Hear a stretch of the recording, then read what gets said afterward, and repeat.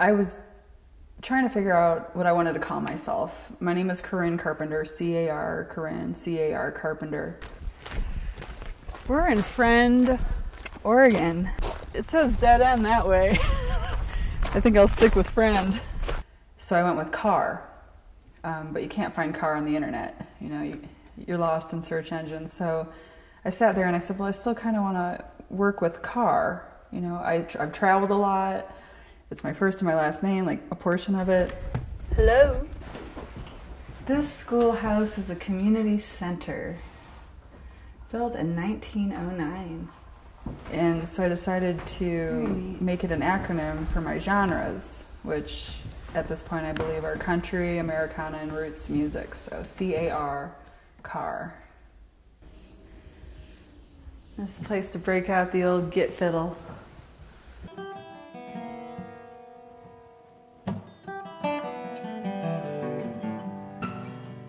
Stranded on the side of the road, ain't no getting anywhere. My car won't go, ain't no sign of life, I just don't know. Ain't no turning back without getting a tow. I'm a songwriter. I write music, and I write things that I feel make sense, make a difference, that people can relate to, hopefully, from my past experiences and from experiences of stories other people have told me. I just love it. It's just what I do. One bad thing about being on the road, all alone and I know how to help myself is the weakest cry for help. Wanna get in and have to meet you at the state line, and it was. I was writing poems and had always dabbled in music and different instruments throughout my life, and I was about 14, maybe almost 15 years old, and I met a gal in high school that introduced me to the guitar. Got my radio on, it's a popular one. Get my drink on the same song, rather hear that nothing. And she was showing me just some old songs that she had gotten to know herself over the years, and taught a few to me, and I begged my mom for an acoustic guitar that year for my 15th birthday. The guitar plus the writing in the past, the poems, and being a teenager and all the angst and trials and tribulations of high school all came together, and I became a writer.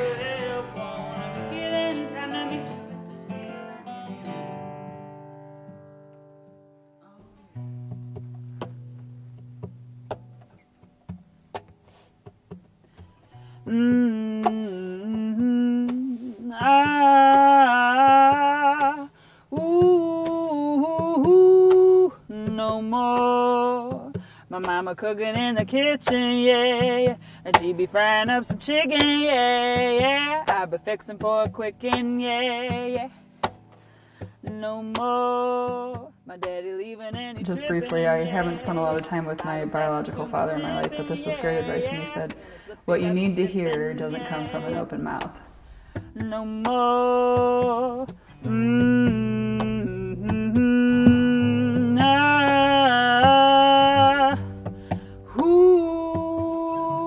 No more. I spent a lot of time in taverns and pubs and bars talking to people and listening to their story and hearing what they had to say, because I'm not, I'm one person. I'm not going to go through probably everything there is to go through in a human life, and it's important to me to sit down and listen to some real hardships and stories that I can maybe make useful so somebody else can learn from their mistakes.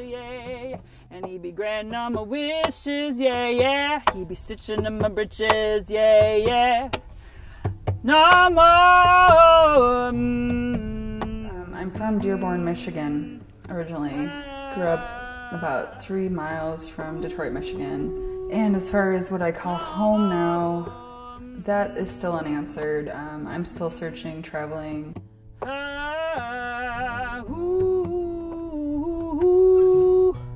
More.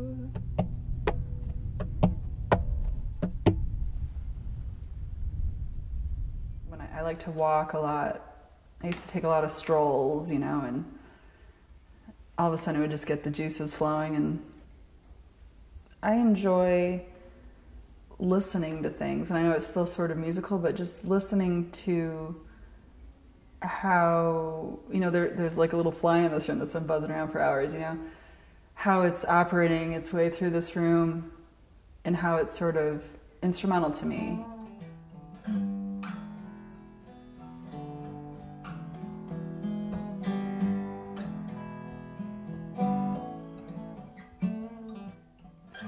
Could I predict it would end up like this? I'm a vagabond, I'm a traveler, and I took the highways. You know, I didn't take the expressway, I didn't jump on an airplane, I took some back roads, and I got lost a couple times. Suspicious taste, yeah, it's delicious and flying high, just a matter of time till I say goodbye to you.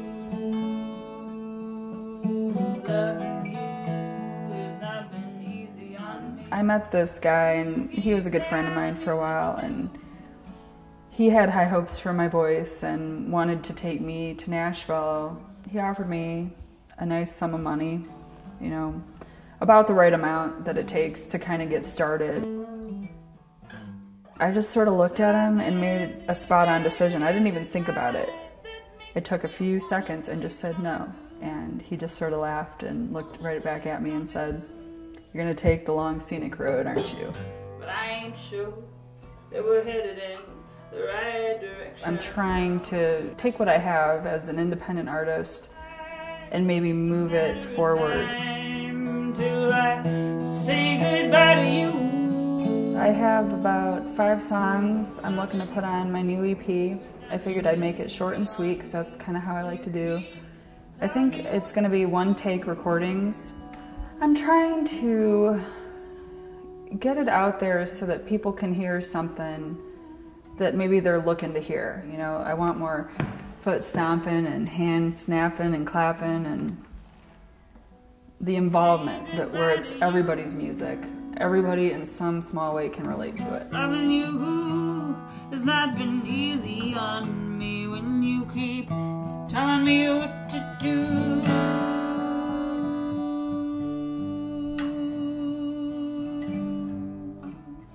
A blues style behind it, you know, a lot of the older blues recordings were just done in one take, just real raw. It's going to be called Sweet Grits. Follow me wherever I go. When I go somewhere else, my mind is soon to follow.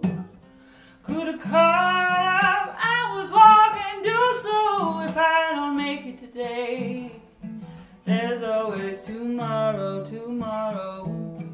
I do write for myself because it heals me. I can't stop playing music.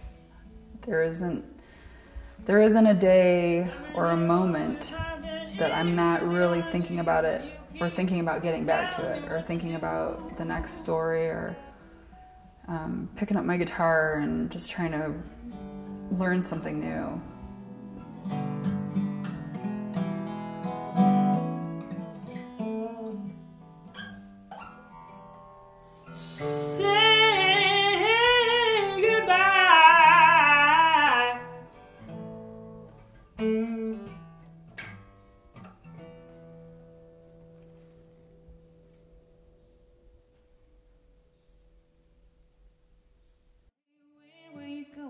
This ain't a race.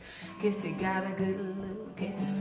Me no face. Not in a good mood.